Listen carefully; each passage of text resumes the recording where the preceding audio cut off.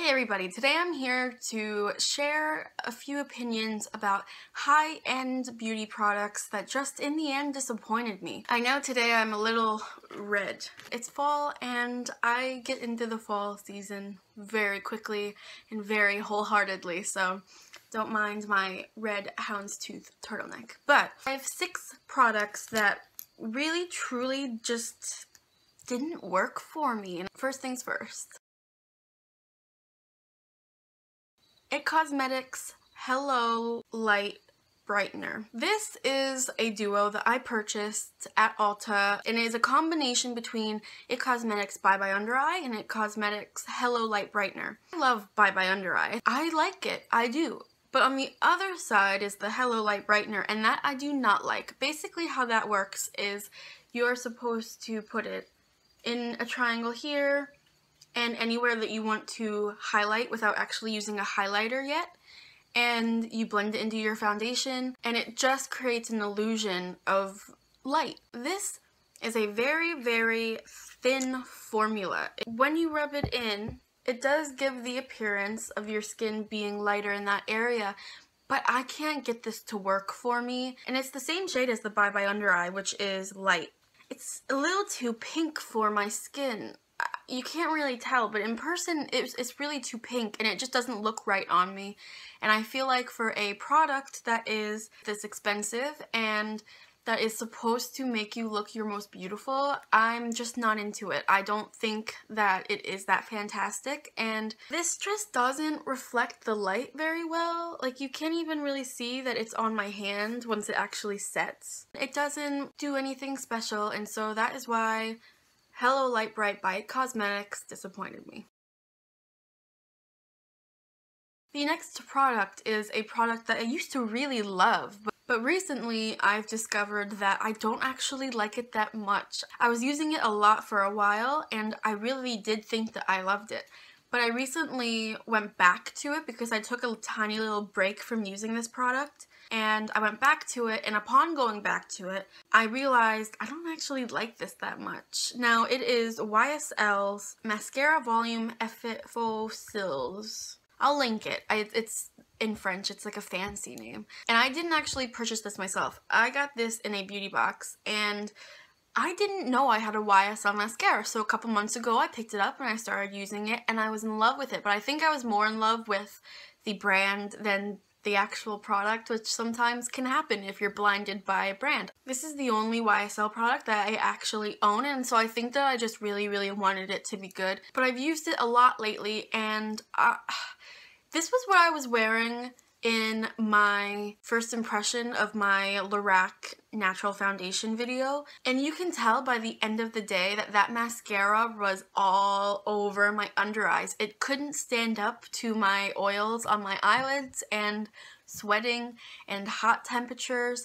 And honestly, like, I really didn't go too crazy with makeup that day, and I really didn't pile this on like I normally do, so I was kind of disappointed. Like I said, just the past couple times I've used it, it hasn't been as successful or as great as I really thought it was. I can honestly say that the mascara I'm wearing today, which is my new favorite, it is the Maybelline's Colossal Spider Effect mascara, works just as nicely. It lasts longer, and it is significantly cheaper than this mascara. This builds your lashes beautifully. Like, your eyelashes look like they're falsies, but it doesn't hold well and it doesn't last that long.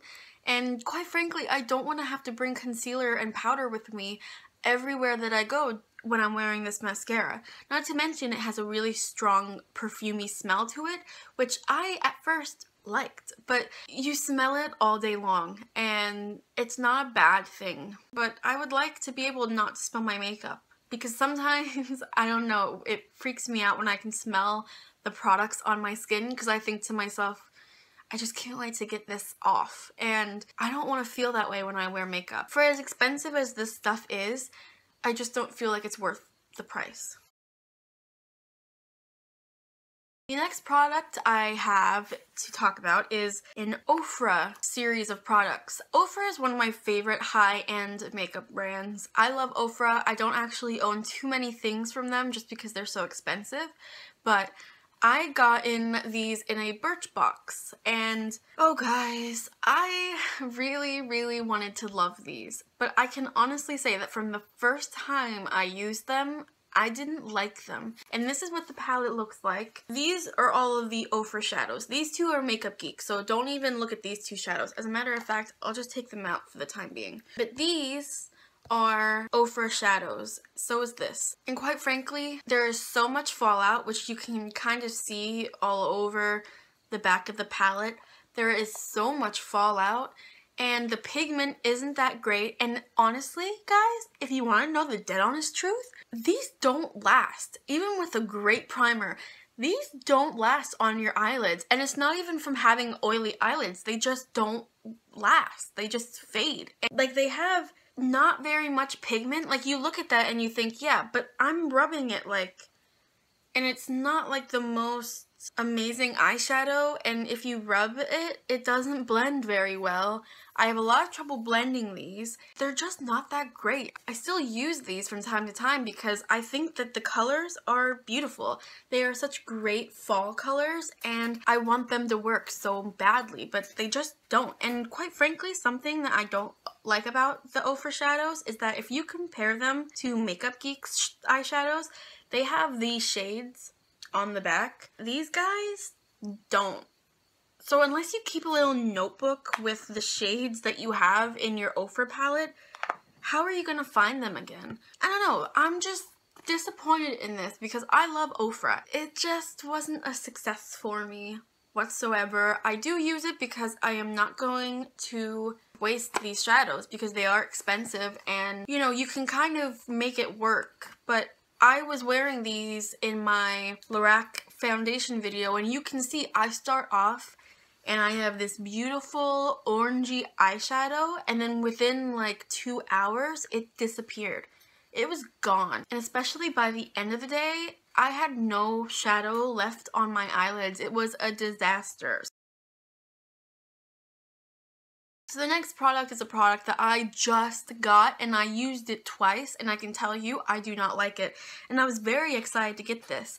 I had got this in my September Sephora Play unboxing. If you saw me talk about that in that video, I was really excited because my Mally translucent eyebrow gel is running out, and they discontinued that product. So I've been looking for a clear brow gel for a while. So this is Anastasia Beverly Hills Clear Brow Gel. It's a little sample, and I've tried it twice, and I'd even said in that video that a lot of clear brow gels, you put them on and they grip your eyebrows in like this weird shiny but crusty feeling paste, and it doesn't even keep your hairs in the right place. If you look at this eyebrow, I put a lot of it on here, and my eyebrows are still like gappy and all over the place. It's kind of disappointing, to be quite honest, because I was really hoping that this was good, and I know Anastasia Beverly Hills is known a lot for their brow products, so I'm kind of disappointed and upset about it. But you know, I'll probably end up using this every once in a while, but this is definitely a brow gel that gets really hard, doesn't keep your brows in place whatsoever, so it's like, why make it so hard and crusty then? And it's shiny, so you can totally see in real life like the clear gel on your eyelids, or not eyelids, but on your eyebrows. So yeah, overall just very disappointing.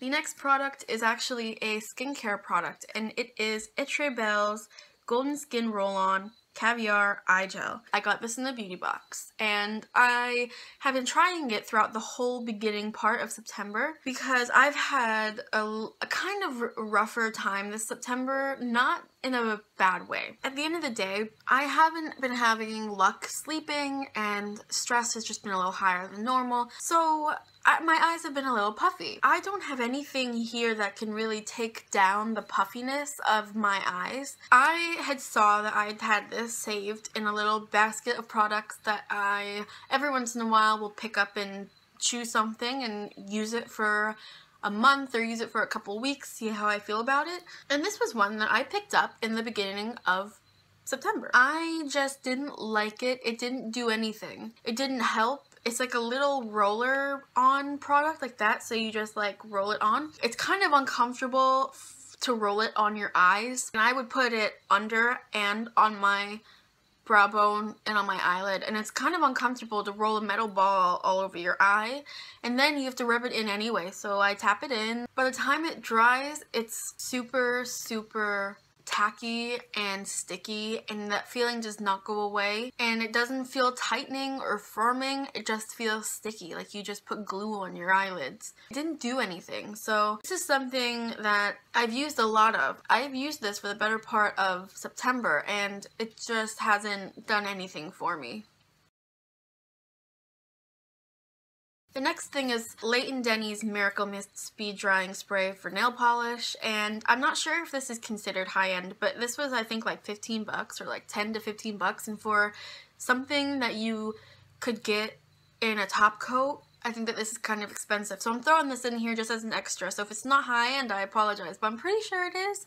But regardless, this is too expensive for what this is. This does not dry your nail polish. It makes your nail polish drier, but your nail polish is still tacky, and it can still get smudged and bumped and get ruined, and you spray this on and you just spray it from far away, but if it's too far away it doesn't work, and if you spray it too close up your fingers get like frostbite because it's a freezing spray. I don't know, I feel like Sally Hansen's top coats are significantly better than this.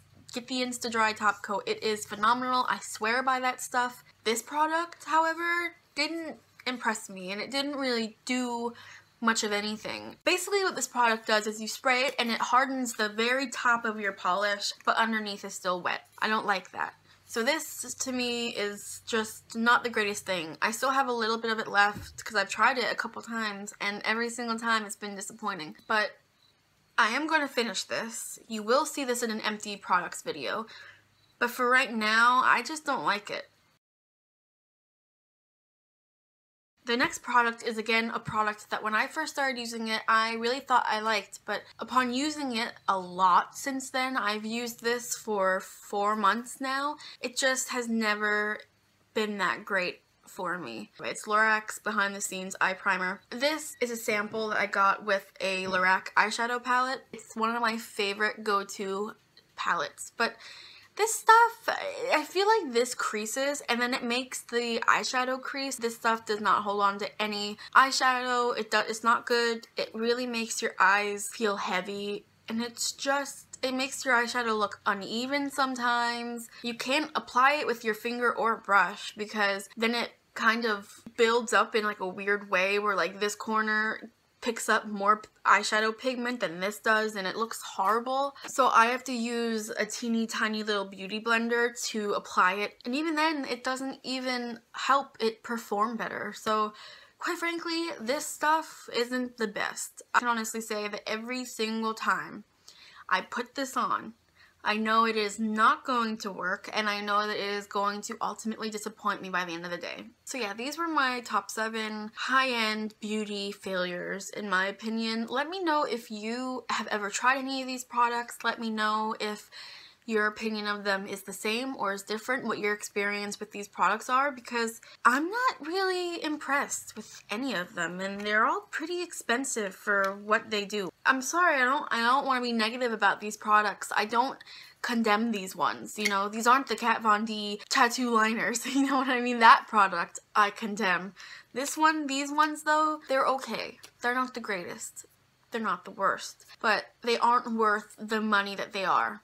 Do I hate these products? No, I don't hate them. I'm still going to use every single one of these until they're empty. It's not torture to use them. They're way too overpriced. So I hope you don't think I was too negative in this video. I don't want to seem negative. I think it's important to have an open discussion about high-end makeup and drugstore makeup, because I feel like there are hits and misses in both ponds. Let me know if you guys would like to see a video where I discuss my top 7 drugstore products that disappointed me, just to be a little partner video with this one because I will get on that for you. So yeah, I hope you guys are having a great day. I will have all of these products listed in the description with the links to their websites, as well as my social media links, so check those out if you're interested. If not, that's fine. I will see you in the next video. Bye guys!